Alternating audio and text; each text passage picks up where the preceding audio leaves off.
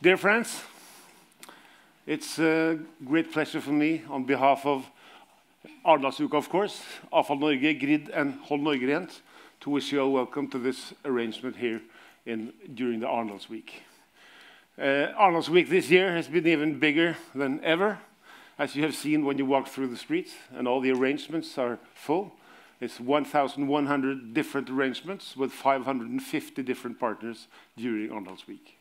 And we approximately now, if tomorrow and the next day also will be as crowded as the 2 first days, there will be 100,000 people visiting Arendal during these days, which is, of course, is amazing for this small town. But the reason we don't want to be biggest, although we are biggest, that's not important for us. What's important for us is that we are relevant, that the themes that we put on stage is interesting for the public, and we also say that we want the people who visit us to be a little wiser when they leave our stages, or our audiences, and when they came in. And this far, I think that's the case. And I must say, today's debate or today's dialogue will be a dialogue that you will be wiser when you leave the audience than when you came in. I must also say that I'm very impressed by Grid, who has made this brochure about plastic during Arendals Week. And I think it's available when you leave. It's amazing how many different arrangements during Arendals Week that has this theme. And not only because of the whale up on the west coast during the winter, but this is one of actually the most important themes of Arendalsuka, and a lot for the public. And we are very proud that this arrangement, of course, has this theme, and that so many other arrangements during Arendals Week has this theme. That shows that this is important.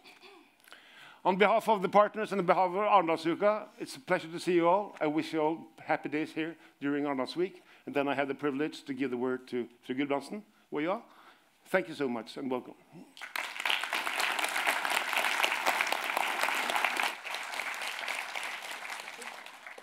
Honored guests, ladies and gentlemen, good morning.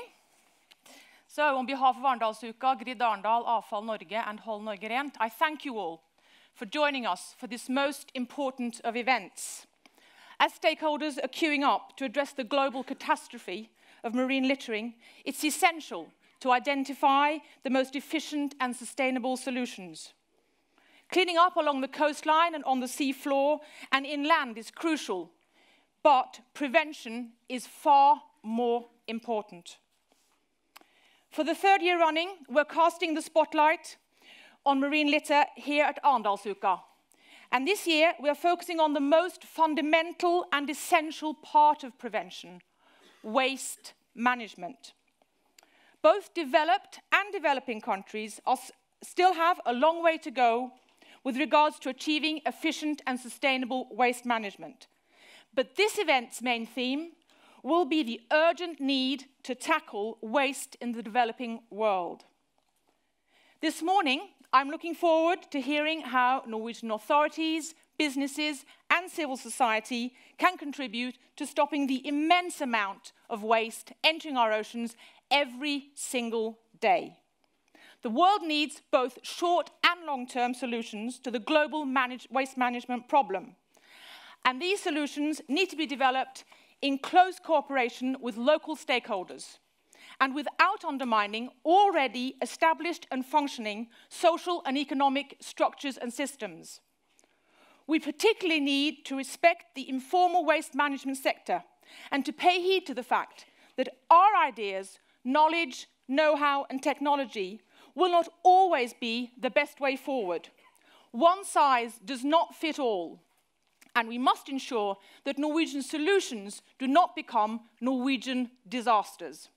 I now leave you in the capable hands of this morning's moderator. Please welcome Director of CICERO, Kristin Halvorsen.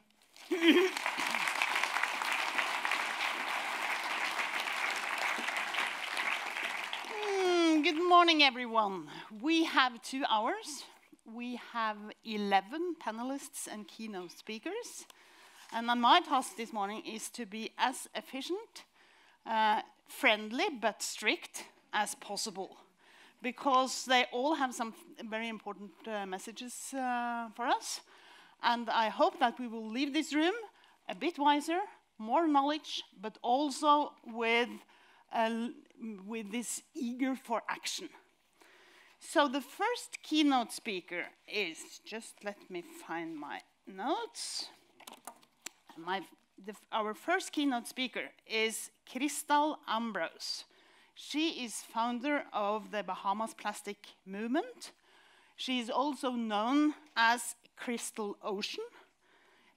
She is an environmental scientist studying marine debris and plastic pollution in the Bahamas. Her career in the environmental field spans over a decade, and she has received several awards, and her efforts in the field of plastic pollution research and education. At the time being, she holds an internship at Grid Arendal. And Kristal, where are you? You are here. Please, welcome. The stage is yours. The mic is off. It's on. Oh, you guys can hear me? Oh, perfect. Okay. Good morning, everyone. Good morning. How's it going? Wow, what a crew. This is such a beautiful crowd. It's such an honor and a pleasure to be here today, so thank you for joining us, and thank you for having me. Like she mentioned, she gave my whole intro, but I'll still repeat it anyway. My name is Kristal Ambrose, also known as Kristal Ocean, and I hail from the beautiful islands of the Bahamas. And there, I'm the founder and director of the Bahamas Plastic Movement, and we're an environmental nonprofit organization geared towards raising awareness and finding solutions to plastic pollution. So I've been living here in Arendal all summer long, working with Grid as a marine lit intern, and you know, I gotta say, minus the palm trees, I've been feeling so at home here in Arendal. I mean, the sunshine, the summer has just been incredible. But speaking of home, can I see a show of hands? How many of you are familiar with the Bahamas? Yeah? All right, a few hands, good. Well, for those of you that don't know, the Bahamas is a chain of islands in the Atlantic Ocean, and we're comprised of around 700 islands and keys, but only 29 of them or so are inhabited. Now, we're a small island nation of around 380,000 people who are as warm as the sun. And with our sandy beaches, our beautiful turquoise waters, our constant supply of rum, you know, we're truly a touristic paradise. We're a vacationer's paradise.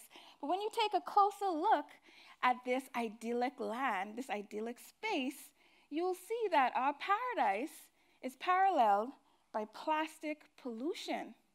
And with a coastline that extends of more than 3,000 kilometers, our beaches, no matter how remote, act as sinks for marine plastic debris. Now, if you take a few steps inland, you'll find that this problem is exaggerated by illegal dumping and with an addiction to single-use plastics that we consume by the masses. Now, when you multiply this by our tourism industry, which brings around 5 million people annually to our country, we see that our waste outputs increase dramatically. But here's the catch. Once these people leave our islands, their waste doesn't. Instead, it goes to the dump. Right? So in the Bahamas, how we deal with our waste, we incinerate it in open pit landfills. And these landfills are not lined, they're not properly maintained. And in the capital city of Nassau, New Providence, we have a landfill that occupies 100 acres of space. And this dump is synonymous with spontaneous fires that have been known to displace countless community members that live in adjacent areas. And in addition to this, it's also been linked to a number of respiratory illnesses. Now, when you take one step over to the smaller islands in the Bahamas, what you find is that the landfills exist, but this time the waste is purposely burned to maintain the waste loads. And again, you have the same thing happening, toxic plumes of smoke going into neighboring communities. Now, there are some civic organizations that exist, and they have recycling initiatives, but realistically, it's not enough to tackle the magnitude of this problem. So here's where I come in. About 6 years ago, I went on this research expedition, and I sailed across the Pacific Ocean, and we saw tons of plastic. You know, my first reaction was, oh my God, humans are so nasty. Why are they putting all this plastic in the ocean? Then we started to sort through it. I was like, wait, I use that all the time, you know? So I realized I was a serial offender and a major user of plastic. And then I started thinking about this in the context of home and how I thought locals were the ones that were always polluting the beaches. But that wasn't necessarily the whole story. Our shorelines are inundated by the world's waste, that washes onto our pristine beaches. And then I also realized that there was this disconnect between the people and our plastic use and the impacts that it had on the environment.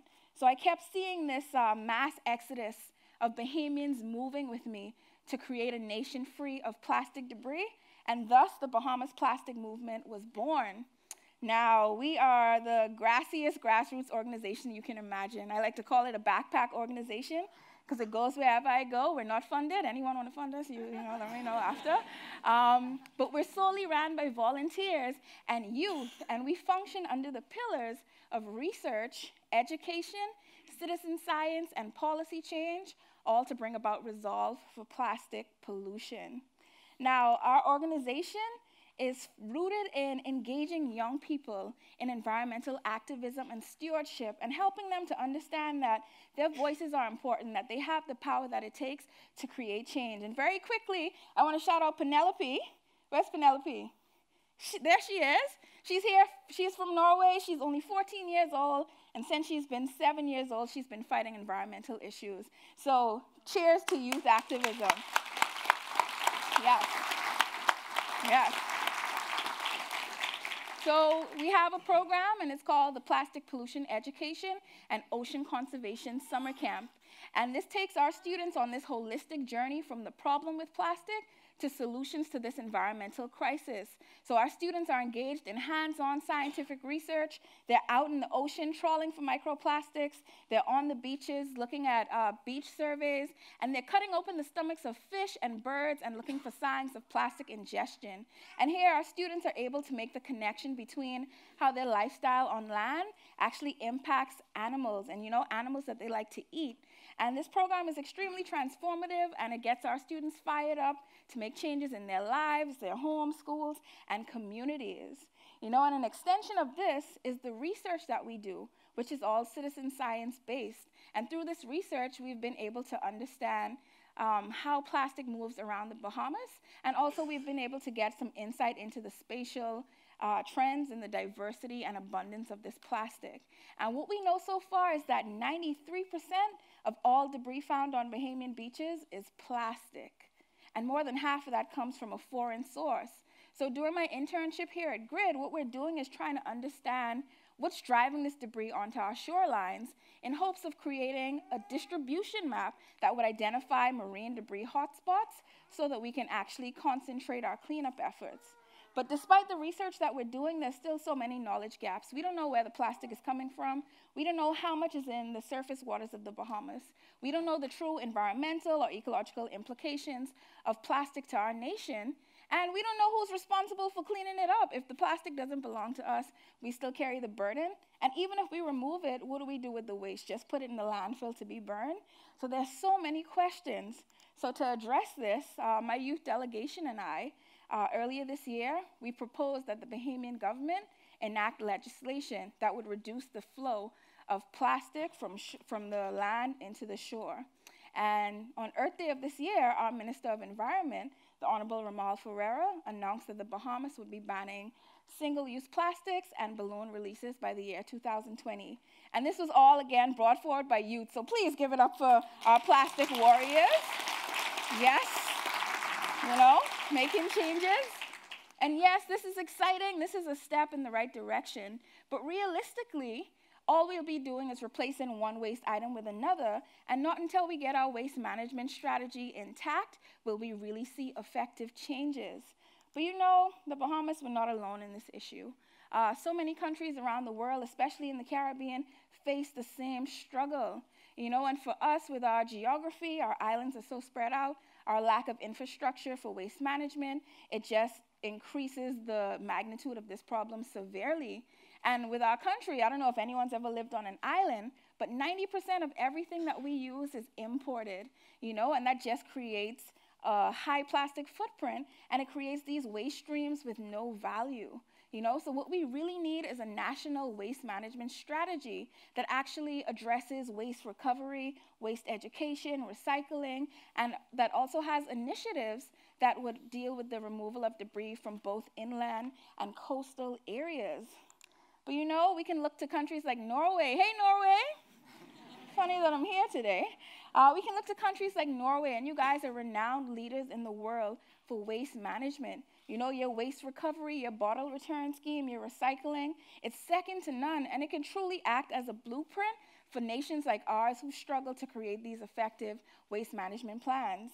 You know, it's not going to be easy. You know, what Norway does that wouldn't necessarily work for the Bahamas, but it's truly worth the conversation, and we could really use the guidance. Speaking of guidance, you know, we're here. There are, 19 events on marine litter here at Arendalsuka. Like, this is such an overwhelming topic, and I always tell people it's a fine line between depression and inspiration. You know, it's overwhelming, but there is hope. There's hope, there's hope, there's so much hope. And trust me, hope is the only thing that keeps me afloat in this overwhelming sea of plastic pollution. You know, we have a long way to go, but for us to, you know, really solve this issue, we must first turn off the tap to plastic production in order to turn the tide on plastic pollution.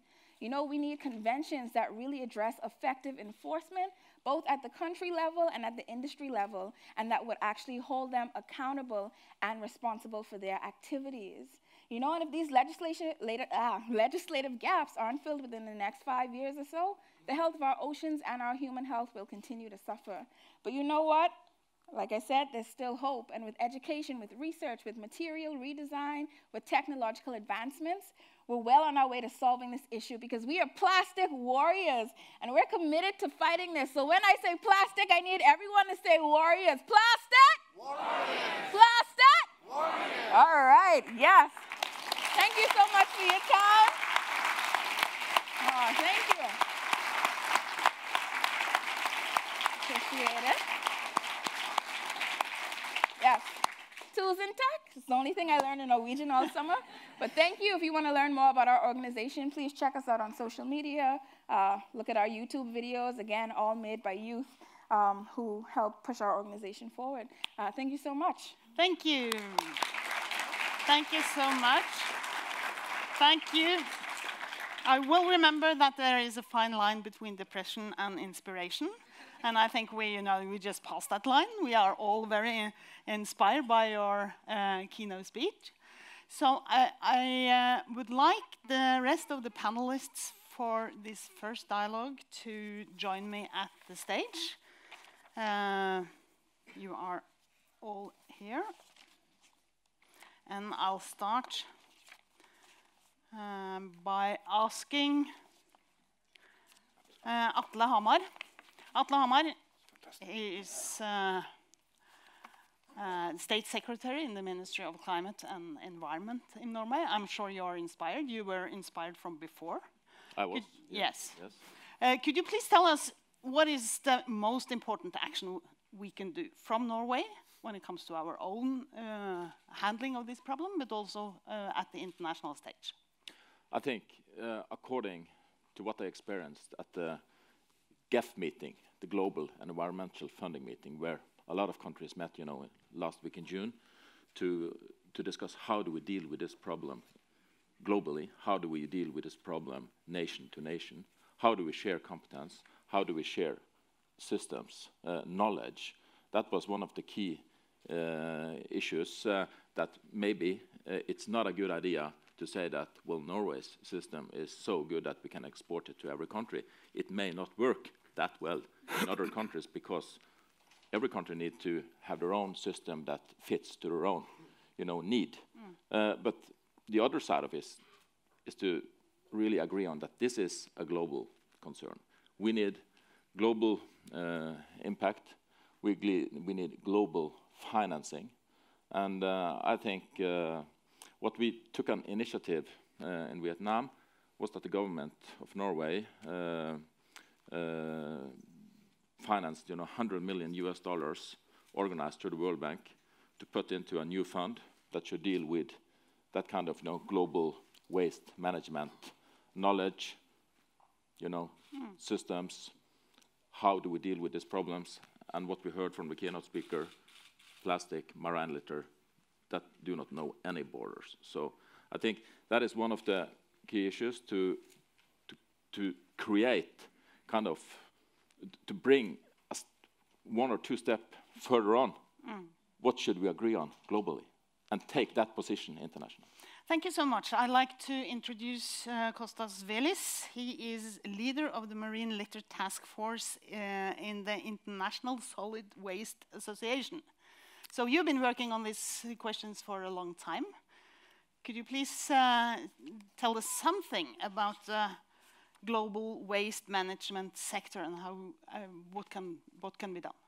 Thank you very much. I'm so pleased to be here with you, especially because Norway has been showing at different levels genuine leadership and desire to bring us all together to address this problem of global dimensions and importance. The International Solid Waste Association that I'm representing here today is the only organization that works across the planet in all the different countries, bringing together the experts, the professionals, the academics, who want to see a better management of solid waste and recovery of resources from them. So we hope for a world that no waste exists, and actually the waste is practically used for its value. And how we're going to get there, though? The major issue, and I'm going to be bold about it, is that you rightly so said we have to turn the tap. We have to stop this material from getting into the water in the very first place. So we need to arrive to preventive solutions. How can we arrive? Well, there is no hope to arrive to long-term, massive, effective preventive solutions if we don't find a solid waste management collection for the 2 billion people, 2 billion fellow humans around the world that live without any sound collection. Their waste is not collected, they have no option, and even if it's collected, as it has been vividly demonstrated by the Bahamas example, is going to dump sites where actually is going to degrade and generate massive greenhouse gases, but also it's going to be burned. And if it's not the case, if it's close to the sea, as in the islands, it might end up into the sea. Thank you. So, thank you. We'll come back to you. Right. But now I'd like to introduce Erik Solheim. As you know, he's an old friend of mine. And you all know him from his previous life. He used to be very, you know, oh, no more characteristics. Very known politician. I was not fully controlled by Kristin, that was it. Yes, but he's now the executive director of the United Nations Environment Program. And I know that this is a question that has been, you know, close to your heart for a long time. So please tell me or tell us something about the initiatives from the UN. What was really interesting is, of course, that 2 years back, hardly anyone talked about plastic. You did. Yeah. Some really strong people did, but overall it was not a global issue. No president, no prime minister in the world did talk about plastic pollution. In 2 years' time, this has come to the top of the environment agenda. Because of a whale? No. Well, in Norway, because of the whale. But I'm not aware of anyone in India who has taken note of the whale. And still, Prime Minister Modi of India has promised, incredibly, to phase out one-use plastic in India by 2022. That's the strongest promise made by any global politician in this area, because if India can do it, everyone can do it. It's impossible to stand up in the Norwegian parliament or in the American Congress or in the South African parliament to say, oh, only India can do this, we can't do it. Because India is the most complicated, the most difficult place to do it. If they can do it, everyone can do it. Yeah. And that's not because of the whale, but it's because of activists like you in India and many other factors. But we need a theory of change, and that was what I wanted to come to. Because when we have solved big problems in the past, the hole in the ozone layer or acid rain or smoking in restaurants, big or small problems, there are always 3 factors which come into play. Number 1, there must be a strong citizens' movement. Because if people don't want to change and if people don't demand change, it won't happen. That's why people like you are so incredibly important. If it had just been in Bahamas, well, good for Bahamas. But we have people like you in India, in Africa, in China, in Norway, everyone around the world, and that creates that mass movement. People say, we don't want to live like this any longer. We want to change. Secondly, you need political leadership. If governments don't regulate markets, don't set the vision, don't really take brave decisions, nothing will happen. Because the good news is that I just spoke about Prime Minister Modi. It's such a brave commitment happening at World Environment Day. I was there, I was witness to this. It's history. But the Parliament of Chile, South America, has made exactly the same pledge. Norwegian government has provided leadership. European Union has set out a plastic strategy. I spoke to Commissioner Timmermans. He was so proud. He said, I mean, he's the number 2 in the European Commission. He said, 2 years back, we could have done nothing of this. We had been hammered by media who said we were intervening in the small issues of the member states. Now we said, I'm stopped in the streets by people who say, thank you, Commissioner, for doing this. And then he added, by the way, this is the only political act I've ever done which interested my 10-year-old daughter. Yeah, so, right. Jens, we need that political leadership. And the third we need is business. Because unless business are changing their business models, meaning McDonald's or Starbucks or Coca-Cola changing their business models, or the plastic industry moving into much better products, we will fail. But that will happen. Starbucks just last year said, oh, we can never get rid of the straws. By the way, there is no need to do it. Now they do it. Yes. Again, because of this global momentum. So these three must come together: citizens' movement, government leadership, and business change. Thank you. We'll come back to you. Now, Nina Jensen, we know you as the General Secretary, CEO of WWF, but you have a new job. You may be part of the solution. So could you just tell us something about what you are working on now? Sure, and we certainly hope to be part of the solution. Usually getting or creating understanding and awareness is the biggest problem when it comes to environmental issues. But when it comes to plastics and the oceans, this is now on everybody's lips. Everybody understands that this is a massive problem that we need to fix. And thankfully, there is also understanding from both the general public, from politicians, and from businesses that we need to do something about it. What we want to do in Rev Ocean is to take us from that understanding to create the actual solutions. And we don't necessarily want to create those solutions ourselves. What we want to do is to enable and bring together the leading experts from all over the world that know how to solve this, whether it's environmentalists, politicians, decision makers, tech experts, scientists. Bring all of these brilliant people together and really come up with the practical solutions. And for this, we will offer 3 concrete platforms, and we will offer these for free. Firstly, we're developing the world's largest research and expedition vessel, currently being built and will be ready in 2020. And amongst others, we will have a large incinerator on board that can burn up to 5 tons of plastic per day. But here we want to bring together key scientists and marine experts to really crack and test out concrete solutions on the oceans.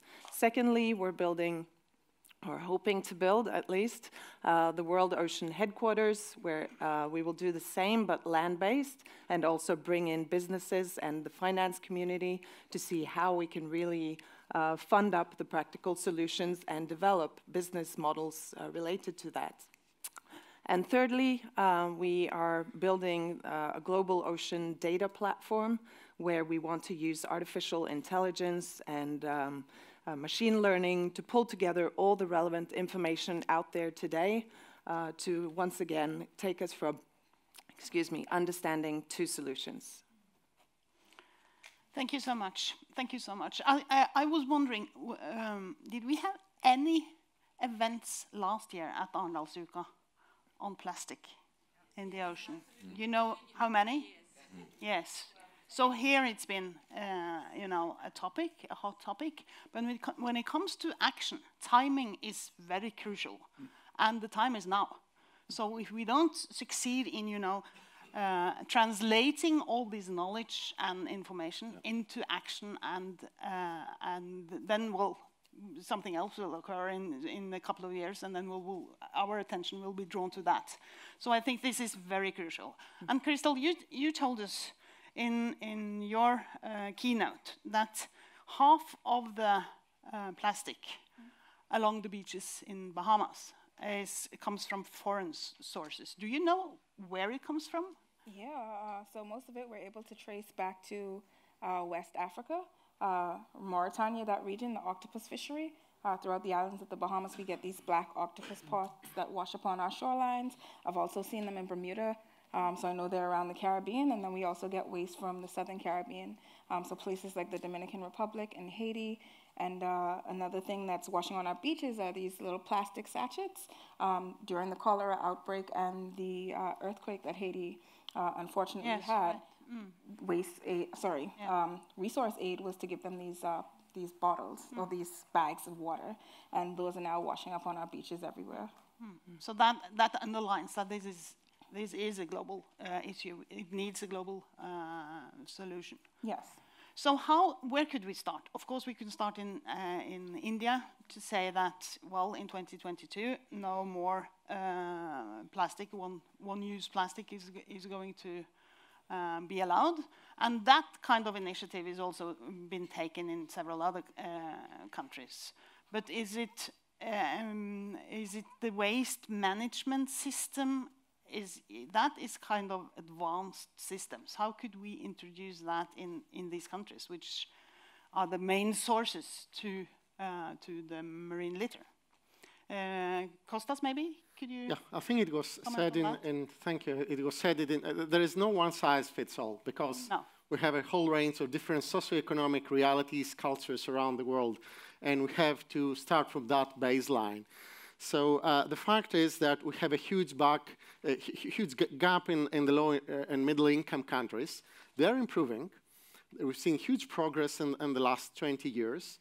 But still, there's no infrastructure, there's no knowledge, and there's problems related to governance also. So in the International Solid Waste Association, we do work with the local associations, for instance, like Avfall Norge here in Norway, but in many countries you have to realize that maybe there are no associations at all. So how do you arrive to a point that you have the infrastructure and the waste is collected and the waste is prevented from getting in there? There's a big work to be done on the ground, really. We have to increase the finance, of course.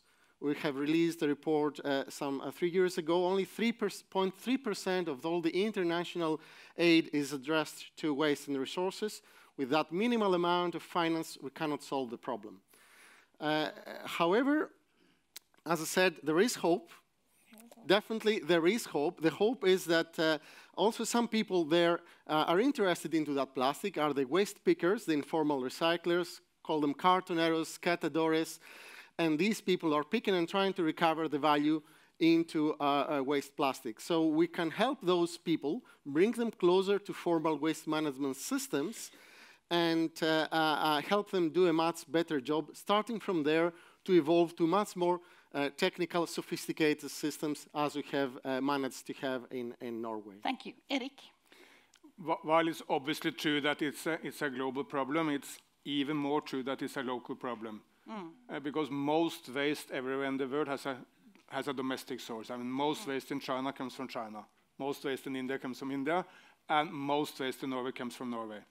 Not to say that there is no, I mean, obviously there is waste at here in Norway at our coast, which come from maybe China, maybe India, maybe United States. Maybe. Sweden, yes, the evil Swedes, yeah. But most of it have a domestic nearby source.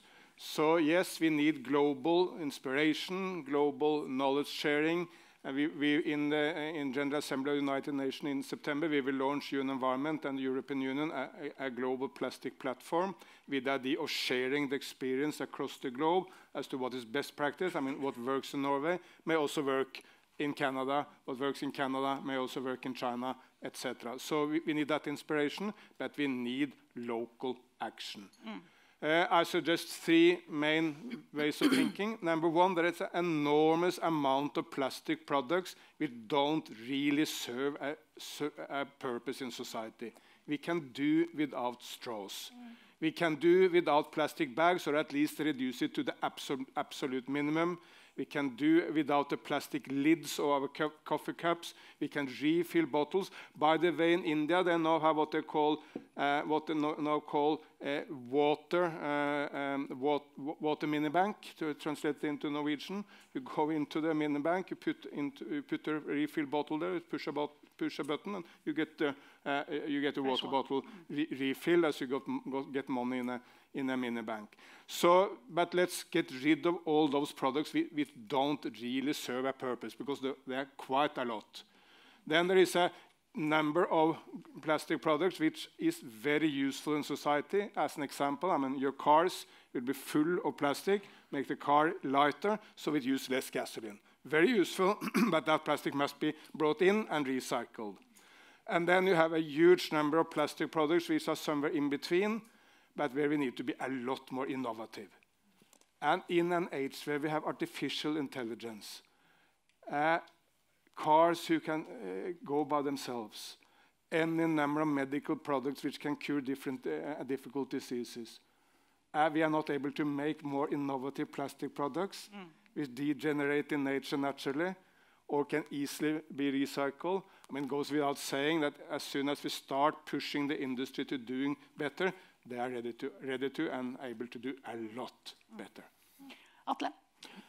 I think it's important to follow up Erik a bit.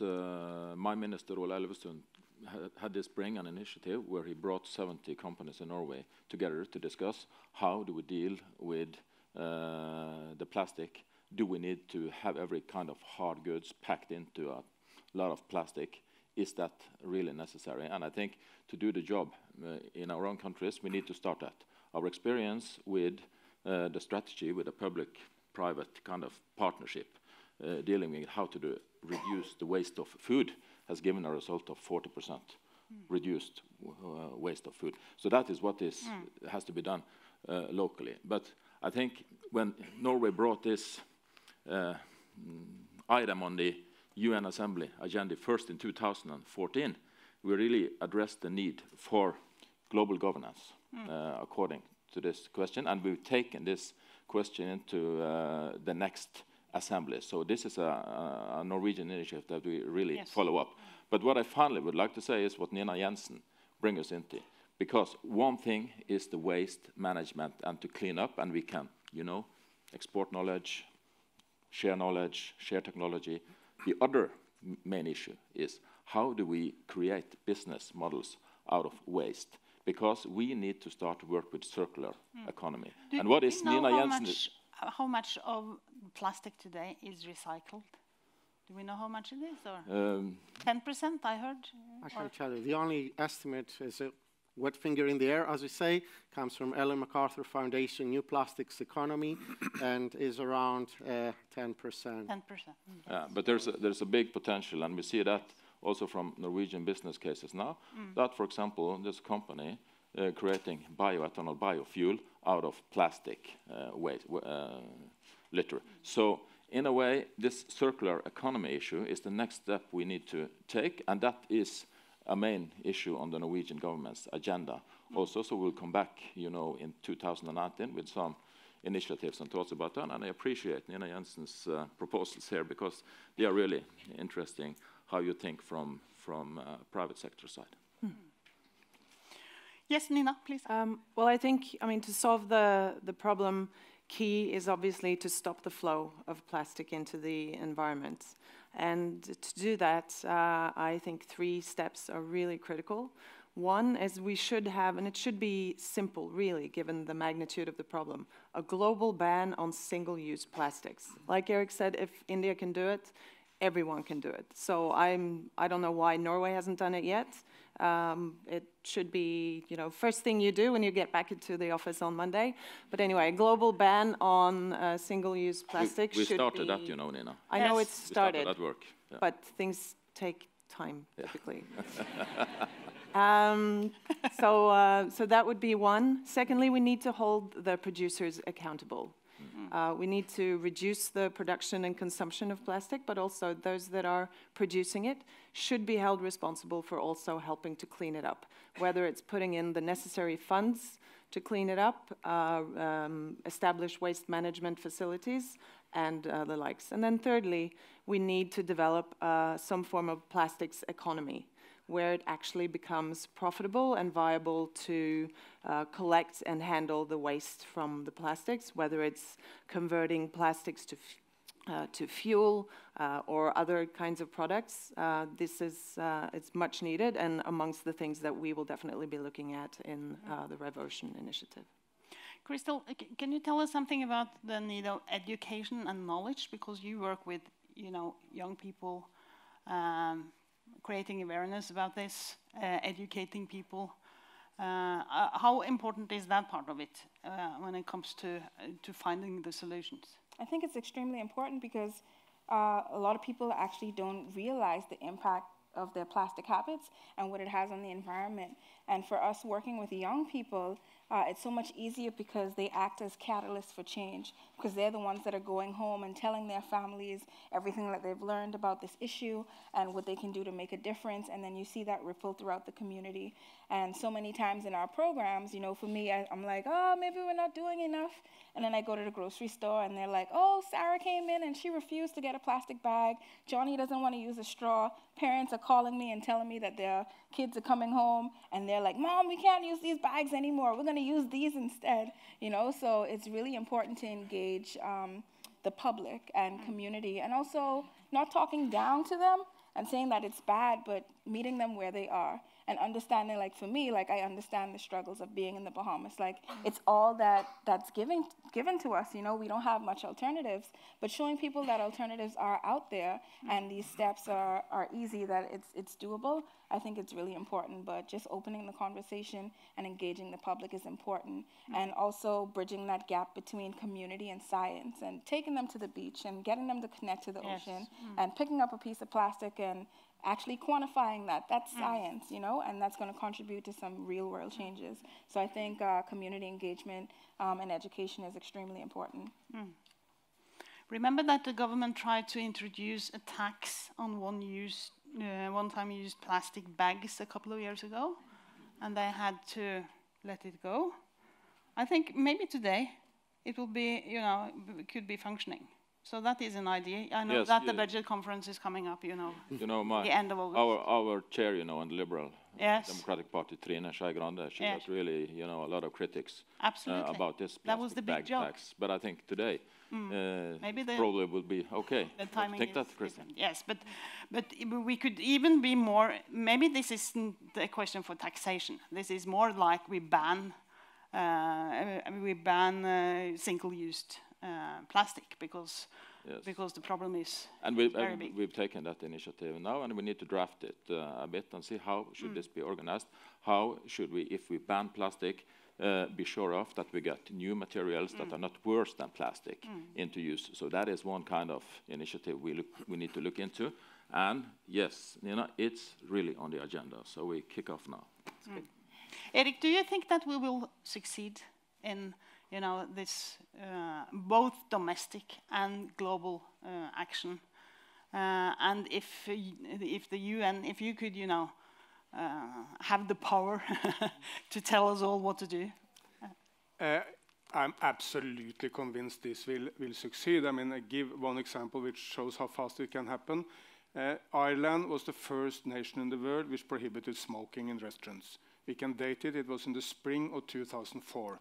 I know it because Norway was the second nation who did the same. And at the time, all the breweries of Ireland said we will go bankrupt. Yes. The restaurant business said we go completely bankrupt if that happened. Here in Norway, we even have some psychologists who said that we will have any number of mental patients in Norway if we prohibit smoking, because if people can smoke, they won't get friends, so our mental hospitals will be absolutely full. Nothing of this happened, and now we are in a situation 14 years later where it's very, very, very hard to find the one restaurant anywhere in the world where they are allowed to smoke indoor. And I have never been to any government conference or any top leader business conference where you do smoke. But before 2004, this was common absolutely everywhere. And the same can happen on plastic, and you need these two main ingredients: citizens demanding and being ready for change, and business and governments using the opportunity for change. Government leaders need votes. Business need customers. Let's accept that. But that's, of course, when the citizens' movement come in, because then government leaders believe that they can continue to get votes, or even get more if they act, and business believe they can get more customers if they act. And then we have the formula for very rapid change. If I add one comment, the more we can make a business economy of this, the more successful it will be. In many developing countries, nearly all plastic with a value is brought in and recycled, because there are so many poor people who will still make this a living, or at least an added income. In Kenya, the people working in this business told me there's hardly, and there's lots of plastics in Kenya, but there's hardly any plastic with a value in the market for this reason. But what makes it difficult very often is you mix, for instance, different sorts of plastics in the product, or you mix plastic with paper, or any other ways of making it more or less impossible to recycle it, and then no value. So you need to start with the start of the supply chain, but you need, the more it can create value for people, the faster we will see this positive change. Actually, when we are talking about smoking indoors, actually it was first prohibited in airplanes. And then people started to stop smoking in their own cars. And then when it was prohibited in the restaurants, people stopped smoking at home, even if it wasn't any law against it. So it's very important how the citizens act. And I think that a lot of children also made their parents stop smoking, because they were pointing at them and saying, would you like to die? And then we said, oh my God, we just have to stop smoking. So small children are really very efficient in their ways to communicate. So they are really important. 100,000 Norwegians were picking plastic at along the shores of Norway this year. And I think they really felt they were part of a global movement. So that is also something that can lift this up. We have a few minutes left. So if you have some last comments, maybe also that could be part of the next topic, because then we are going to, our next dialogue has the headline, how can Norwegian initiatives and private actors contribute? So maybe you could give a challenge to the Norwegian actors, not only the political actors, but also the private. Nina, you could start, please. I just think the smoking example is also a brilliant example of how we need brave politicians, because it was not an easy decision to make. It was tough making that political decision. And similarly with plastics, we don't need half-hearted decisions. We need really hard action. And the same bravery that we did with the smoking, and then we can solve it. And by making those tough decisions, by saying that there will be no single-use plastics by 2020 or whatever the date, that provides the necessary incentive for the businesses to come up with better alternatives. I mean, in many ways, the alternatives already exist. It's not like we didn't survive without plastics 10 or 20 years ago. The use of single-use plastics in particular has increased tenfold or more over the just past 10, 20 years, which is ridiculous. And the alternatives are there. It's not like we can't survive without it. But if the politicians are brave, making the really hard decisions, banning, for example, single-use plastics, it's the right incentive for the businesses to create the alternatives and bring them to market. You agree, Atle? Yes, I think that is a good example. And I'll tell you, I was in the same position in the Ministry of Justice when the smoking ban was decided back in the 90s. And I remember that we were criticized all the way down the line. It was really tough questions. And another example, all the bingos in Norway said they would be bankrupt because people were used to smoke and gamble.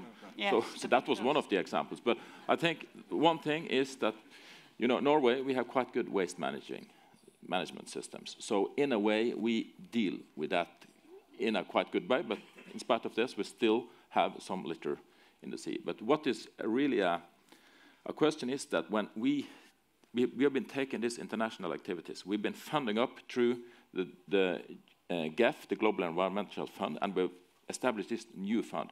I think, Erik, it's very important that we manage to address this funding activity in a way that when you come up with new regulations in countries that are going to create waste managing systems, we need to look after that these are going to be efficient, use of the funding. I think it should also have in mind what we've been discussing a little, that how should we, when we build a new waste managing system, create a kind of business economy through a circular economy system. And there's a way to go in a lot of countries, but I think the UN Assembly is the right, arena for dealing with this question. So that is my final. I remember when we banned smoking in restaurants. I have this pub close to my place. It's called Naboens pub, the neighbor's pub. Yeah. And I didn't dare to pass it during the months because I was not sure that I would survive. But now I think they are, happy about it. They get some fresh air while smoking, so that's a good thing. Kostas, please. I think the academic is awakening inside me. And I hear a lot about banning, and I would, sorry to say, banning maybe is a part of the solution, is not all of the solution, maybe is a small part of the solution, maybe has a symbolic role to play. However, go and tell to the 2.5 million people who live in the UN Environment Headquarters in Nairobi, who live in informal settlements, and they have a sachet economy of small plastic pouches getting a daily use, consuming products that they need. Tell them that this is going to be banned, and they cannot use any of these things because we don't like small items of plastic. So I don't think the solutions are there. Definitely you need a new wave of innovation. Definitely you need the circular economy creating value, because there is not sufficient value now in the materials when they become waste in the after use. But most importantly, there will be a whole range of different things that have to be addressed.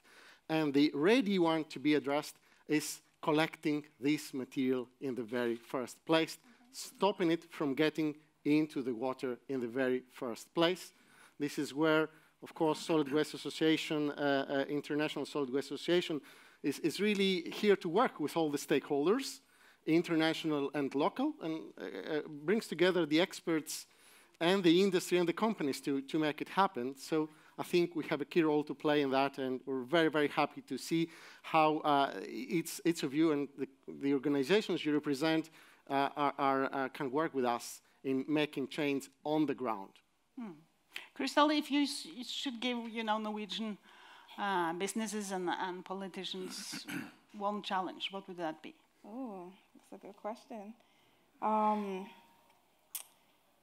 I don't know if I can answer that wholeheartedly because there's still a gap in my knowledge for how Norwegian politics works. But one thing is you have this blueprint, right? How can you work with other countries and not just say, this is how it works in Norway, you can do it too, but really try to get deep and understand, like, what are the deficits that this country faces? Why is there not a sustainable waste management strategy that exists? So I would say just learning more and trying to share your knowledge with the world, but coming at it from an understanding perspective. Thank you. Erik, the last word goes to you, please. We obviously need a mix of different action, very clearly. I mean, we need to ban a number of products which simply don't serve a real purpose, and surprisingly, quite a few of them are very prevalent at many beaches. Then obviously we need to create a circular economy for the many plastic products we do need, and we need to create much better waste management systems overall, taking care of plastic and other products. In UN Environment, we'll also set out now a number of work streams on the circular economy, as Atle speak about. 99% of all clothes on the planet is thrown away. When I was a child, my mother, who had a full-time work, still spent her evenings kind of repairing my clothes, because we could not afford to throw them away. But now, even in the poorest nation, people tend to just throw away their clothes. So, but of course, this is a potential value for a circular economy. Even more, I mean, if you look to even bigger issues, I mean, look at this. By 2050, we will be 10 billion people on the planet. all of them above age 5 will have a modern mobile phone. There's no way we can just throw that away every year, buying a new one. I mean, technology will change, so we'll want new ones, but we need to recycle all the metals, all the gold, all the metals which are in this phone. So these are just examples of the circular economy we need. Finally, what can Norway do? Most nations in the world are not interested in money. That's not the issue. What are the right working solutions? If I speak to leaders in China or India, as an example, they're not interested in Norwegian money at all. But they're very interested in what works. Where can we go to find the best solutions which we can implement? I mean, there are 100 cities, both in China and India, bigger than Oslo. So maybe Oslo being the European capital of the environment by 2019 can be used as a platform for sharing experiences from Oslo to other cities in the world. But number one is lessons learned. We are forming, as I said, a platform, global plastic platform with the European Union. Of course, invite Norway to join this, as we will invite everyone else. We will invite industry also, as a sharing platform for knowledge, so we see what works, but also if a nation has tried something which didn't work, still others will be interested in learning from that and doing better. But then also Norwegian development aid, to make that challenge, since Nikolai is here, and an entire leadership of the development side of the Minister of Foreign Affairs, which is brilliant, need to change. We have done fantastically on the transmittable diseases. Absolutely incredible. People don't know it.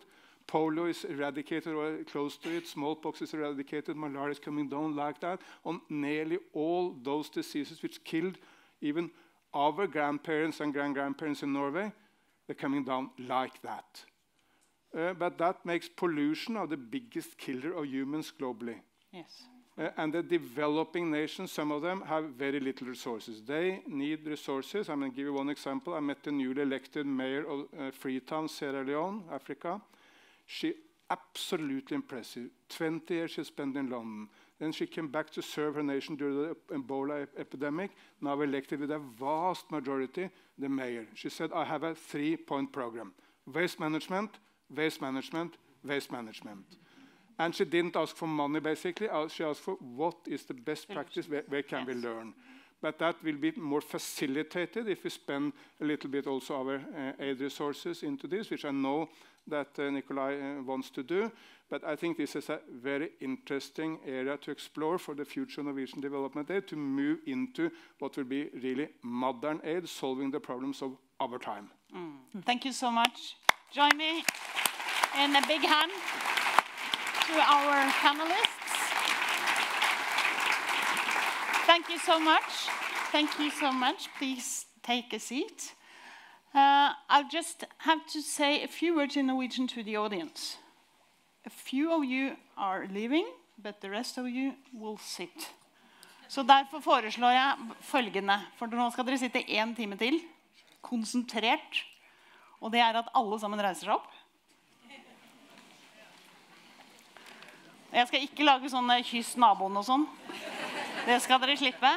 Dere skal egentlig bare bruke 1,5 minutt til å riste litt, så vi vet at det kommer blod opp i huet. Og så kan dere sette det ned igjen.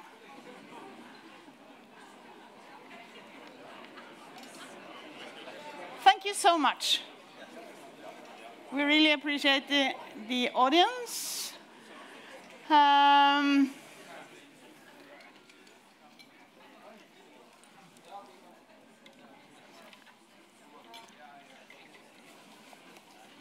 Det er bare litt uro mens noen går og noen kommer inn. Jeg bare lar deg sitte.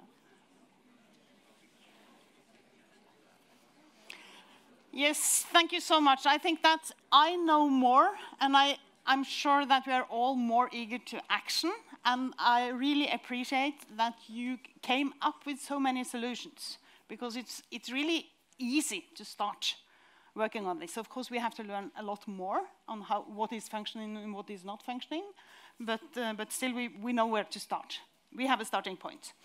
And now I'd like to invite you to the second part, the second dialogue of this meeting.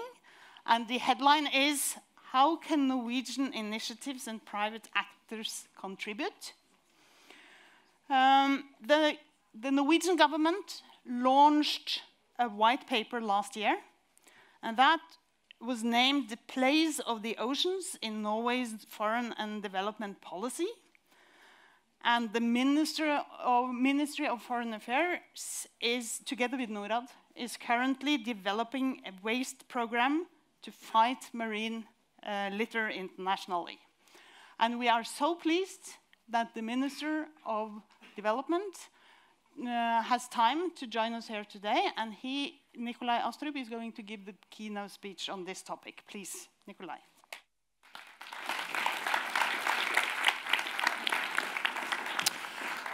Thank you so much, and thank you also to Erik, who gave me sort of an introduction in his last remarks. It's great to be here. I want to start with some facts. 8 million tons of plastic ends up in the oceans every year. 236,000 tons of that is microplastics, which never disappears. By 2050, there may well be more plastic in the oceans than fish. Norwegian scientists that are mapping fish stocks off the coast of Africa and Asia are now telling us that almost every second catch is not only fish, but also plastic. All this plastic is slowly contaminating wildlife, birds, seafood, and marine ecosystems. And that seafood ends up at our dinner table. Fish eat plastic, we eat fish. And the conclusion becomes clear. The time to act is now. We need clean, healthy, and productive oceans more than ever. By 2050, we may be 10 billion people on this planet. Demand for food will increase. The need for jobs will increase. Agriculture, already under pressure, will be even more ravaged by climate change. If we manage to strike the right balance between production and protection, we can harvest huge resources from the sea. But we will never succeed if we continue to mismanage marine ecosystems and use the ocean as a dumpster. So what can we do? Firstly, we need to create greater understanding around the importance of sustainable management of the oceans. On a trip to Ghana in March, I met a fisherman who told me that his catch is noticeably smaller today than just a few years ago. And for him, that's not only an observation, that's a direct threat to his livelihood and his ability to provide for himself and his family. He's not alone. That is why we need to make the case that sensible and sustainable ocean management is hugely important for economic growth, jobs, and for development. And to make this case, Norway's Prime Minister, Erna Solberg, has established a high-level panel on building a sustainable ocean economy. The panel will consist of heads of governments from 13 ocean countries from across the globe. It will cooperate closely with experts, civil society, and UN organizations to create a platform for action to unleash the potential in sustainable ocean management. Now, I hope that the panel will do for the oceans what the new climate economy panel did for the climate, showcasing that there is profit in putting people and planet first. Secondly, we need to start acting on marine pollution and plastics. The UN Environment Assembly last year decided on a zero vision for marine pollution and microplastics. Now it is time to start delivering on that vision. And we know what the problem is. It is estimated that 80 to 90% of the waste that ends up in the oceans come from land-based sources. The almost complete lack of effective waste management systems in many developing countries means that waste resources are quite literally wasted, and that onshore waste ends up as offshore debris. When I went to Ghana, I said to my team that I would like to spend some time collecting plastic from a beach outside Accra. By the way, the beach is nicknamed Plastic Beach, so you know what I was to expect. The embassy came back to me and said it could be arranged, but there was one big problem. There was nowhere to dispose of the waste once it was collected. Now, eventually we found an NGO that could handle small amounts of waste, but I think it illustrates the point. Norway supports the development of a global structure where states commit to prevent litter and microplastics from entering the oceans.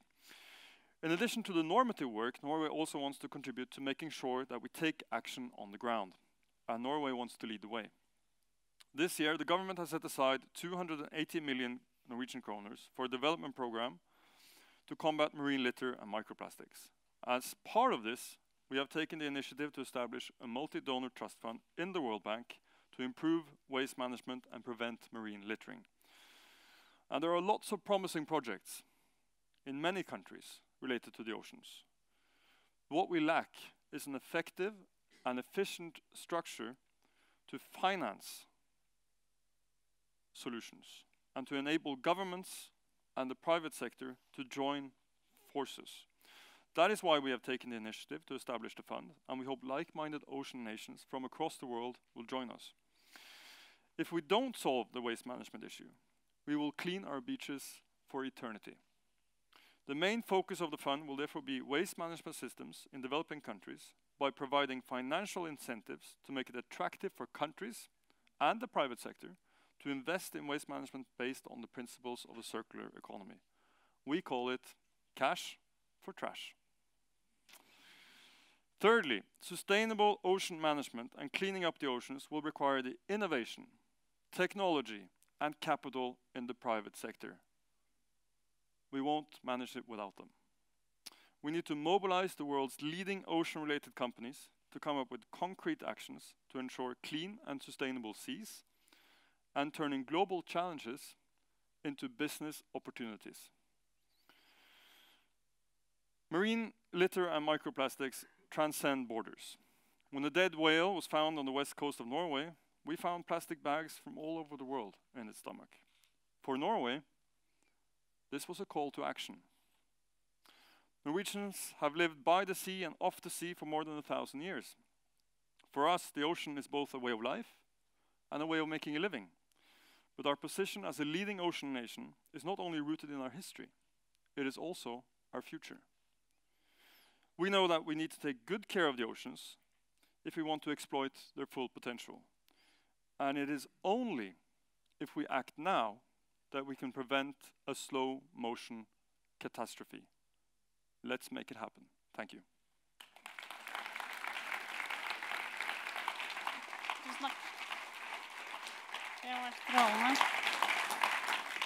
Thank you so much. Now we have some new panelists that I would like to invite to the stage. Please, Svelibansi Mnguni. I've tried to, I've practiced to pronounce his name. Svelibansi. Peter Sundt, Erik Osmundsen og Harald Solberg. Det som problemet at dere får gamle glass, så nå skal vi gjøre et lite skifte her. Sånn, skal du få noen nye glass. Et lite øyeblikk. Vi kan ikke ha tørste panelister.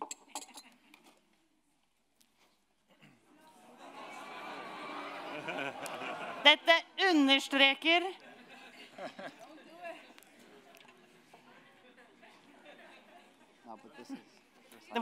det understreker akkurat, sorry, this is actually an example of what is the problem.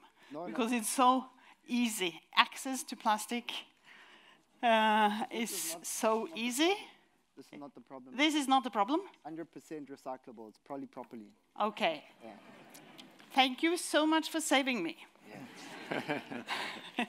We'll start with you, Svelibansi, because you are born and raised in Tembisa, which is the second largest township outside of Johannesburg, I think. Yes. And you are the CEO of Destination Green Recycling. Could you tell us just a few words about your organization and why this was something that was important to you in Tembisa? I'm a civil engineer by qualification. So in my fourth year of study, I was inspired by a final year course, which was Integrated Resources Management, which dealt with the state of planet Earth, how we as humans are depleting our resources, and how the state will be in a few years' time. So I saw that Tembisa, having a high rate of unemployment, having a high rate of poverty, and being a township where most of the demographics consist of squatter camps and informal settlements, I always wanted to make a change. I always wanted to have the greatest positive change. And somewhere, somehow, along the line, I saw that being a civil engineer wouldn't cut it. I would only be doing it for myself. So upon graduation, when I went back home, I started noticing the waste pickers, the trolley guys pushing the waste, and I always asked myself, how much are these guys making? Because they do it every day, you know, and it's such a laborious activity to do. Like some people just they haul trolleys which are twice as big as them, you know, and some people haul three bags on one trolley, and you ask yourself, is this actually an economical? Does this make economical sense?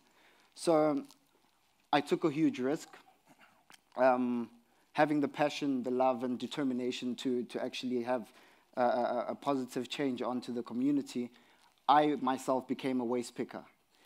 I woke up every day taking a plastic bag, picking up waste, and taking to the nearest buyback center.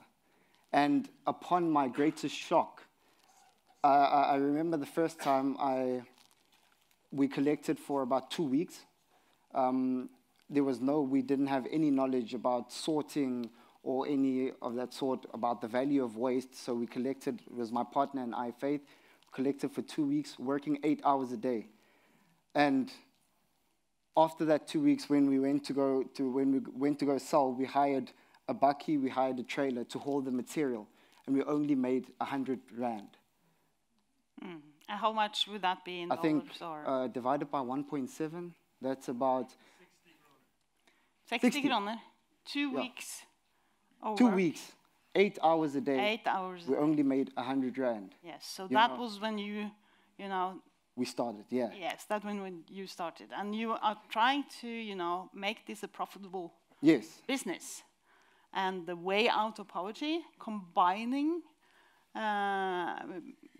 employment and fighting litter. Yes. Yes. So after that, that's when I asked myself the question, but, for an ordinary person who wants financial gain out of this, it would be discouraging to the point where they leave it utterly, But I knew that the purpose was greater than I was. So I started researching, I started learning. There are people out there who are actually making a great living from waste, and they've actually found the value in waste.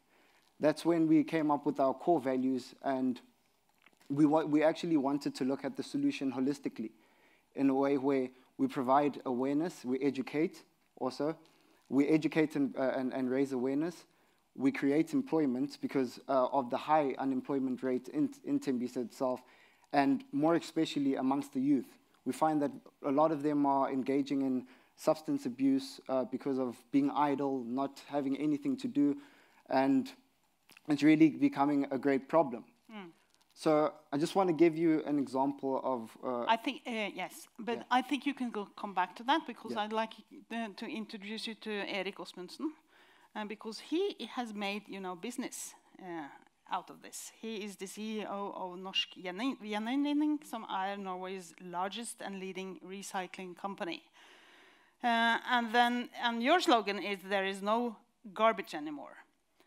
So please tell us. How much money do you make of this? More than 60 kroner per 30 crowns in a week. Yeah, but thank God, because I think that is the solution. Yes. Yes, and there is no garbage anymore. Obviously there is, but that is our corporate vision. So this is the way we lead our company, and I think it has dramatically transformed our company from single-handedly focusing on the collection of things into being a raw material, recycled raw material supplier globally. And as such, our focus has been to develop markets, for instance, for plastic products all around the world. It's been on developing technology to sort the plastics better, because plastics is not plastics. You have different types of plastics, and you have to sort out litter and so forth, right? And in any way increase the value of the plastic. And I think there lies sort of the key. Kostas was referring to this, that if you really want to do something about this problem, yes, it's great with voluntary efforts, it's great with with banning unnecessary products, but the real key lies in increasing the value of the plastics. Because if it's valuable, you won't discard it, right? And the problem with marine litter is that once you have meshed it together, you polluted it, you have put it into the ocean, the energy and the economics of actually going out to get it and pulling it apart and cleaning it is so large that it's not valuable anymore. So the key to this problem, I think, is to develop functioning waste management systems in other countries in the world. And just as an end of that, I would say, our company, we have a recycling rate of 100%, right? So I'm not saying that not a single plastic bag sort of blows away sometimes, but approximately 100%, of which 2/3 is materially, goes back into to become new plastic products. So 2/3 of all the volumes. And this is just a start, because we are continuously increasing our ability to sort better, develop better markets, and increasing the value of the products. I'd like to introduce you to Peter Sundt. You are the chairman of the Retailers Environmental Fund. So a lot of the litter that we are talking about comes from your business. So you have to be part of how we prevent, producing all this litter. So please, what are you doing on this topic? Thank you, and thank you for the kind invitation to come here. And maybe we standing here together is part of the conclusion today that this dialogue is important. And this is the first time I'm in Arendal Uka, because we, as Handels Miljøfond, Retailers Environmental Fund, we were funded last year, starting up today. Thank you, congratulations.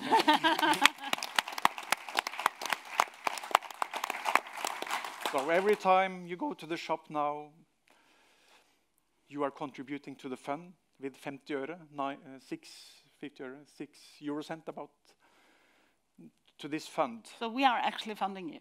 Yes. Yes. Very good. We are paying for this, so be conscious.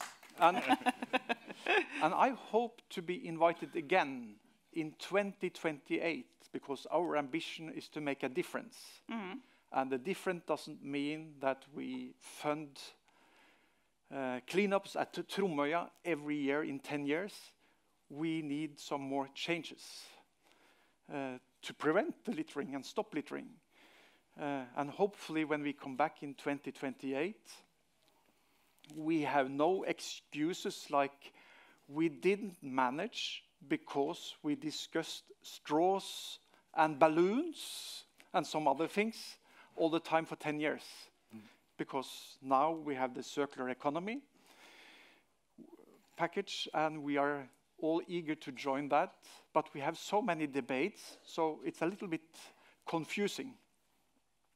But yesterday, we gave the first signal that before we got any money, we spent 2.5 million on Keep Norway Beautiful and their registration system as a signal that volunteer cleanups are very important, and this registration system and coordination is key for success in Norway. Which next question, next discussion might be an answer, because you have to organize and coordinate like maybe you do in South Africa as well. So you can say that problem is solved in 10 years? No, it's a hard work. But I don't want to come back in 10 years with all these excuses. No. Like I'm standing here with a lot of excuses. Why are we not reaching more than 10% plastic recycling in the world today? We can blame former finance ministers with the tax systems, a lot of things as barriers. That's not polite. The problem was, and we should not do the mistake again, in 1994, the recycling target for Europe plastic packaging was 15%, thanks to very good lobbying from the plastic industry. But that was a big mistake, because when you have low ambitions, talk about the Ingebrigtsens, you need high ambitions and then you get the gold medal. Yes, okay. And then we'll come back to you. We'll come back to you, and I'm sure he is invited in 2028. Yes, and we have this, you know, this meeting is streamed, and there is a film crew here too. So, yeah, that's good. Well, I'd now like to introduce you to, Harald Solberg. You are the CEO of the Norwegian Shipowners Association. This is a very powerful organization in Norway, because as you can see in Poland with all the ships there, this has been a powerful organization for many years too. So you've been dealing with these questions for many years.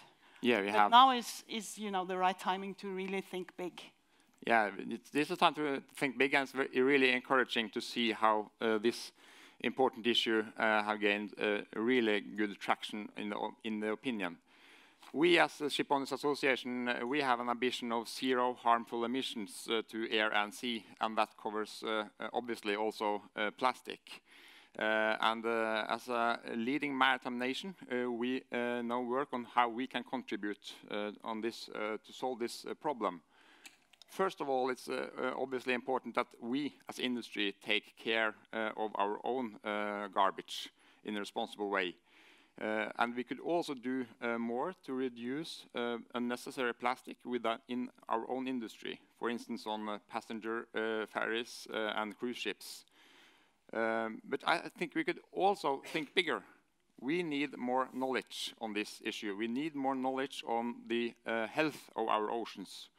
So why don't use the commercial ships as a platform to collect data and increase our knowledge of the oceans? That's why we, this summer, launched a sensor project together with the Norwegian Shipowners Association, Kongsberg, Klaveness, and the Marine Institute of Norway. The idea is to put sensors in the cooling system of ships and analyze the health of the water under the commercial journey on these ships. For instance, from Europe to Asia or Asia to US, you will have a huge amount of data which we can use to have more knowledge about the health of the ocean, and also see where is the microplastic and what is the content of this water. So that could be very useful to identify microplastic problems. Obviously, and then we can more targeted work on where do we have to establish new solutions for instance, cleanup of garbage in the oceans. So that is an invitation for, you know, establishing this kind of sensor. Yeah, that's an invitation, and we believe that if we bring together ship owners, maritime equipment industry, the Norwegian waste and recycling industry, we think that we can create new solutions also for a necessary cleanup of the oceans. So this could be a part of a collaboration between the researchers and the maritime sector? Yeah, obviously. Yeah, good. Nikolai, you lifted this topic on the international agenda. And but the conclusion from the last panel was that it wasn't you know, funding in itself that was the most important solution, even if the millions or billions from the Norwegian ministry is of course important, but it was to encourage, you know, establishing systems, like when you visited Ghana. You could pick plastic, but there was nowhere to dump it. So how could you invite private sector to be part of this government initiative? And Harald, is there something else that you would like to add? Yeah, I would just underline that the Cash for Trash initiative from the Norwegian government is really important, because we have to put a price on the garbage. It has to have a value. When the garbage when you can establish a value on the garbage, you will create business opportunities and value chains. So that's why the funding is important and the cash for trash is very important. Yes. But how can we do that? How can we create value from the trash? Is that... Well, let me first say, do I have a sound? Is his mic on? No. First say that I am really appreciative of how Norwegian shipowners and the Shipowners Association have taken a role in this. And also, Norway is also a partner in the UN Global Compact, as is the Shipowners Association on Sustainable Oceans, which was launched in New York in June, and which is basically the leading ocean-related companies coming together, working on solutions on how to clean up the oceans and solve this huge issue. And we need that kind of we need those kind of partnerships. I said it yesterday when I was talking about food systems, which is that I think the sustainable development goal that is most important is number 17, partnerships. Because we can't solve any of the SDGs without partnerships. And that goes for the oceans as well. And we need the ingenuity, the technology, innovation, the capital that the private sector represents if we are to be even close to solving any of these problems. And yes, in Accra, by the way, the president of Ghana has a vision for Accra to become the cleanest city in Africa. And after having been there, I have to say, he's not there yet. But he will not manage to do that without funding. And we need both solutions that are custom. I think imagining that we can export what we're doing in Norway, which is building big industrial facilities that cost billions rather than millions, in some of the poorest countries in the world, is not going to work. No. So we need custom solutions, and we need that incentive on the top that makes it profitable for the private sector to engage. And that is the aim of the fund that we're launching in the World Bank, to provide that financial incentive, not pay for everything. The aim for me in spending the development aid budget for Norway is that $1 spent by me will trigger many dollars spent by others. So we can get a catalytic effect of the money we spend. We can do more, and we need the private sector and also governments to mobilize their national resources to solving this problem. And I'm really encouraged by what Erik said about the mayor of Freetown, who had a 3-point program: waste management, waste management, waste management, because it means it's going to happen. We need political will, but we also need the right financial incentives and structures, so there is a combination. Sveli Bansi, please. Yeah, just wanted to add on what Nikolai was saying. It's very important for us to look at the problem holistically, and funding is very important. For example, in Tembisa or any other informal settlement in South Africa, you find that we go out, we educate, we raise awareness, but we forget that people don't have the basic facilities to actually conduct the activities. For example, a plastic bag in South Africa, a refuse bag, costs R1 per bag. Now we, as industry, as corporate bodies, as the government or politicians, we want to encourage people to separate at source. But we forget that separation at source requires the ordinary person to have at least 3 bags in which they can sort their waste. But the person can't afford the plastic bag. No. You know, how are they going to conduct the activity if the basic facilities aren't provided? So it's important to look at the problem holistically, and partnerships and collaborations, very important, where players can all contribute wherever they can, and then the solution can arise from that. Thank you. Erik, maybe you have some ideas on how we can... Yeah, no, so I think the idea or the notion of partnership is the right notion, right? Because I think we get a lot of people coming from different countries to our company, and obviously other companies in the waste management industry trying to learn from what we do.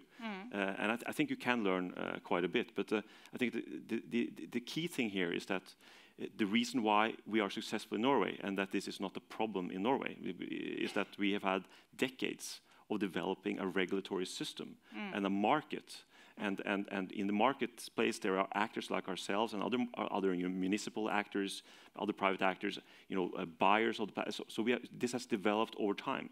And so I think if you want to sort of go to a different country and develop this from scratch, it's not about us setting up a plant in that country, because then we would face those difficulties with the 3 plastic bags, right? The devil is in the detail through the value chain, and that's why I think if you could focus the effort on one market or a handful of markets where you could both share the knowledge of the Norwegian government of how have you actually been able to regulate this market, and how have you been able to create a marketplace where this actually has a value.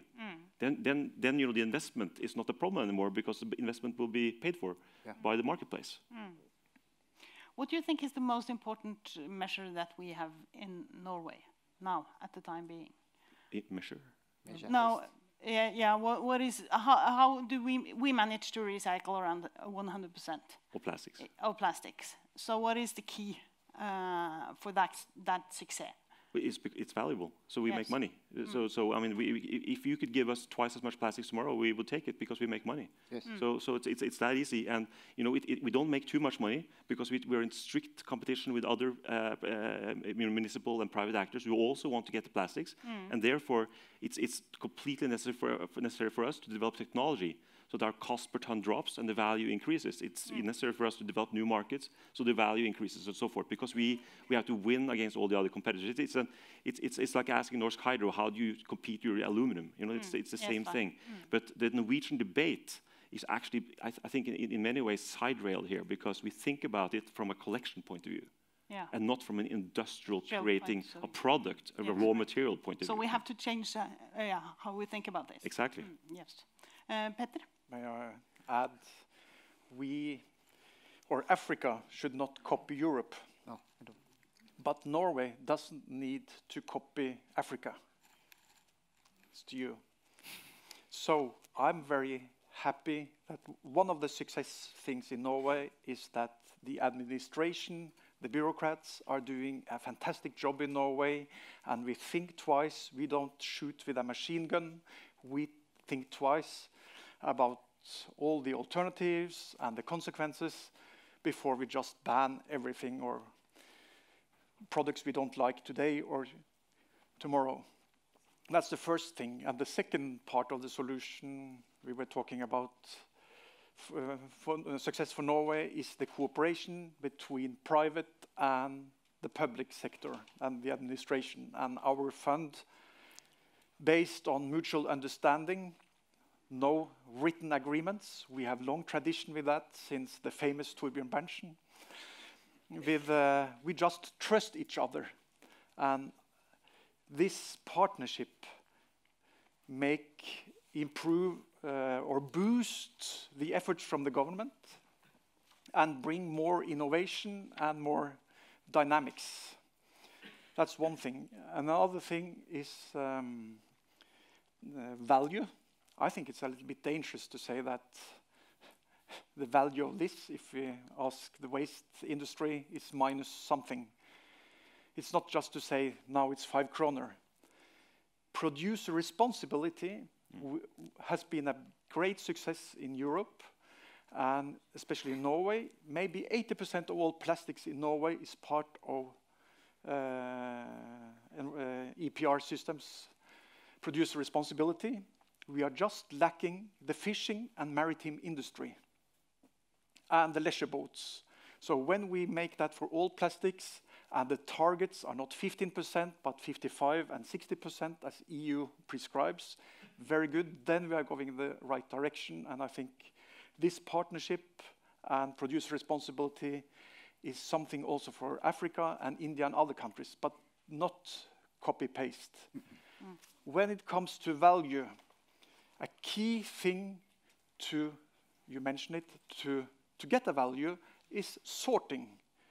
Sorting in Africa, you're very good in sorting. Yeah, black and white. Yeah. Very good in sorting. But sorting is the key technology. And Tomra, for instance, the Norwegian sorting technology is the world leader in sorting. So the whole experience in Europe And our technology can really make a difference, because when you sort the plastics, you obtain value. But if you just give money for mixed plastics all around, then you undermine the quality and the market. So we have to be very careful what we are doing. Erik first, and then Solheim. Yeah, I just want to also, one other thing that we can do is that I think Norway is a great test laboratory for increasing the value, because the difficulty with increasing the value is that different actors in the value chain have to cooperate together. You have to share information and cooperate together. So in other words, you have to understand the raw material buyers and what they're looking for. You have to understand the material, have the competence of the technology in the sorting process, and you have to understand the collection systems. And then you have to move over to the packaged goods industry and the consumer goods industry. Because the problem is that today they are not developing products that are easy to recycle or easy to reuse, right? No, right. But they don't have the competency of what the raw material buyer wants and what is technologically feasible to sort out and so forth. And that's why you could do a lot if you were able to put together the actors in the value chain and share that competence. A lot can be done. And you see Norway doing a lot of strange things in this regard. You know, people, if you drive home today and you look at the hay balls and you see a pink hay ball instead of a white one, it destroys the recycling system. So it's great for anti-cancer. It's a great statement. It destroys the recycling system. Do they know that? Do they know that? No, yeah. No, probably not. No. So I think this notion, yes. and this we can do in Norway, because it's a trust-based society. We are more tightly knit, yes. And it's easier perhaps to influence the global consumer goods and packaging industry in developing packaging that is actually better, you know, for our purpose here. Solheim and then Harald. I just want to take you guys back to what Erik was saying about the value of the plastics, because they make money. Part of that it goes back to creating a market, you know, and that's one of the big issues that we're facing today, is that there's no market for some products. You know, you find that a person picks up litter, they have PET, they have PP, they have PVC and all of that. But you find that the PVC, the PET brown, you have to sort it into colors. All those stay in the environment because no one wants to take it. You know, so it's also important for us to create these markets, make them accessible to the people so that people can actually see the value in the waste that they're picking. I think Erik has a very important point, that the devil is in the detail, and that underlines our ambition that we want to collect or to gather all the different industries in Norway in a cooperation to develop new solutions and new products and new ways to handle this, that also could be scaled up on international level.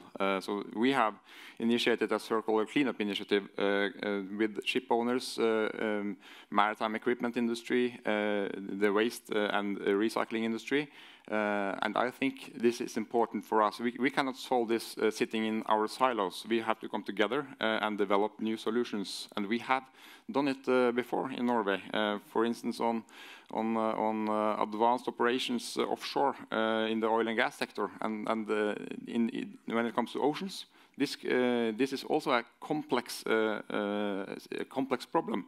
But we have the competence, and we can solve it. And I'm sure we can develop this if we talk together. Is that an initiative from the minister and the ministry to to bring these people together to help you improve your strategy and plans when it comes to the international market?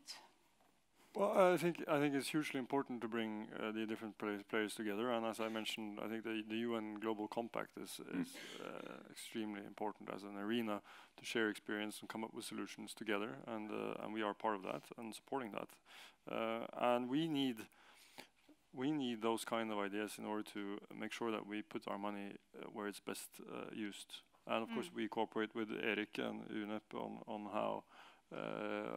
As an important actor in this field, on how we best can spend our money. So in our development aid program for combating marine littering, we're setting aside quite a large sum for the trust fund. We're also supporting a lot of other projects, and this is going to be learning by doing. We need to sort of start out we need to gain experience on what works, what doesn't work, and of course there is always the local context, which is hugely important. And we are already being, for a couple of years now, supporting a waste management program through the World Bank in Indonesia. And Indonesia, of course, has huge challenges with waste management. So we're trying to sort of gain experience, what works, what doesn't work, what can be generic, what needs to be custom-made solutions. But I think it's important that we look at the whole value chain. We need to reduce the waste that we produce. We need to reuse. We need to recycle. We need to the whole value chain is important. And if we don't act now, I mean, I was in India just in June.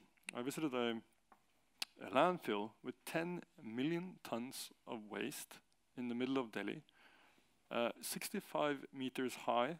It looked like a mountain. And actually, I took a picture of myself, and you can't see its waste. It really looks like a mountain. There was an avalanche there, a waste avalanche, where 2 people died.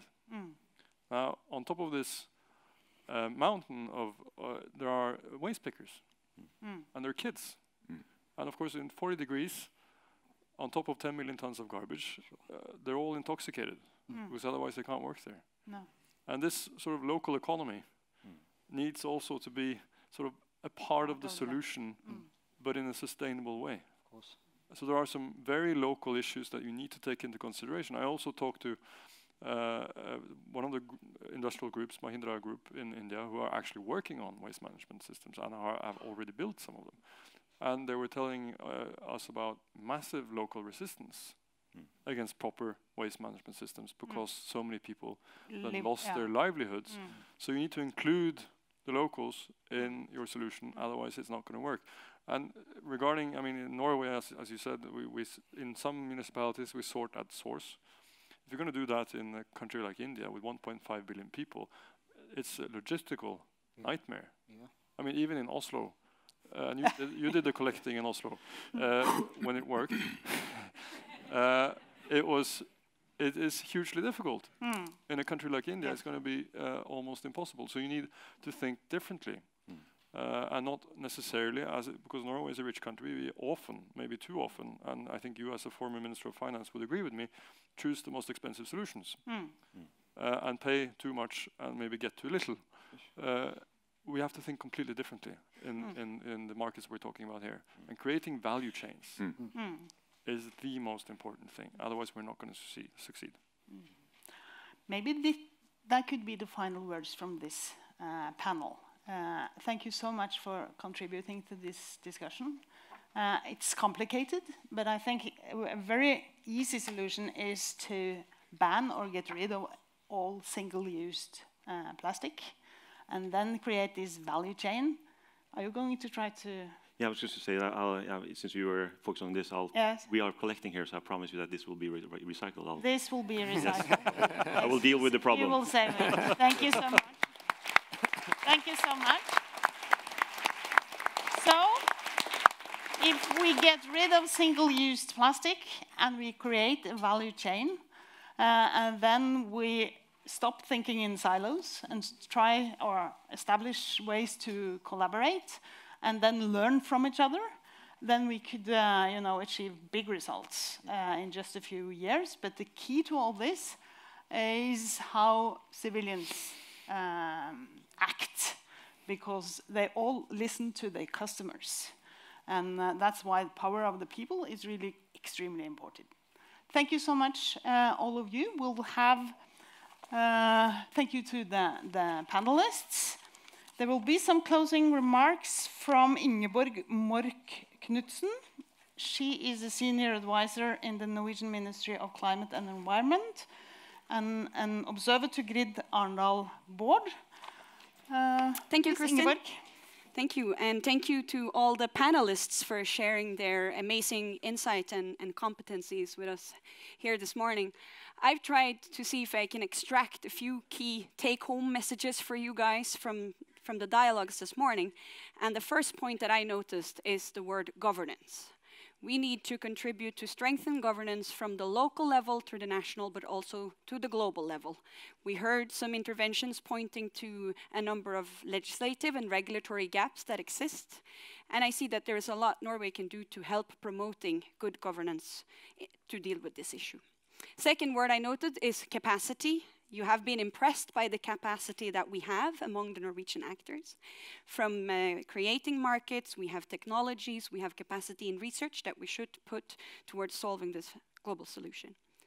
Third point that I noticed is financing. We have heard about the development fund that has been established by the Norwegian government. We've also heard about some innovative financing from the Norwegian Environment Retailers Fund. And we also have a number of important private actors that we should put in play to find solutions. I noted the fourth point being the importance of dialogue and coordination. That it is important that we make sure that all actors talk to each other and that we share our information about our knowledge, our experiences, and what we are doing so that we actually promote the solutions that address the problem and don't create competitive initiatives. And I think this event this morning has been a good example of how that dialogue between the public, the private, the academics is very important also for solving this global example. And my final point, I think, comes to Nikolai Astrup's point about partnership. Because there is no one-size-fits-all solution to this problem, and we are all part of the solution.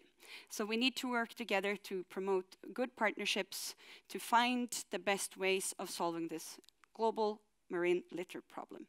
So those are my 5 take-home messages for today, and thank you very much.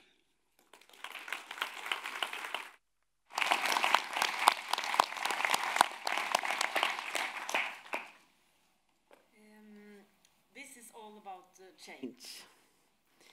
Today we have talked about the 3 Ps. Actually, I've now extended the 3 Ps to 4 Ps after hearing Erik Solheim. This is all about people, the planet, and profit, and policy. We need the brave politicians, as you said. As waste industry, since I'm representing Avfall Norge here today, we are actually in the middle of our change from our main focus, collecting waste, to deliver raw materials, as Erik Osmundsen said. We are in the middle of a change to a circular economy, which is the key issue in solving this problem. In fact, we are also here looking at this from the Norwegian side. We are also about to broaden our own focus from talking about our own local systems to talk about the global agenda and how we as waste management industry in Norway can contribute to the international solutions. I think what we have seen today is that our competence is we have several contributions to make. We have good systems, we have also interesting technologies, and we have good governance systems. And all of this is needed. And as I think what is really most important is that we collaborate. We need to collaborate public and private sectors. And we need to collaborate in the value chain. And this is not only one value chain. We have a tendency to talk a lot about packaging, for instance, but this is also about building and construction sector. This is about the fishing industry, etc. So we need to collaborate across the value chain. And as has been said several times, waste management systems is the key factor. So I think what we want to do now as organizers of this event, we now would like to take all these good ideas and work together to elaborate more on the details. Some of us will meet later today in a workshop, for instance, because we need to see, okay, how we have some really good headlines, but this needs more details and we need to put them into actions. So thank you so much. All of you have been contributing to the dialogues and to the keynote speakers. And thank you all for coming. A special thank to Kristin Halvorsen for moderating this in a very good way. And I wish you all a very nice day further in Arendalsuka. Thank you.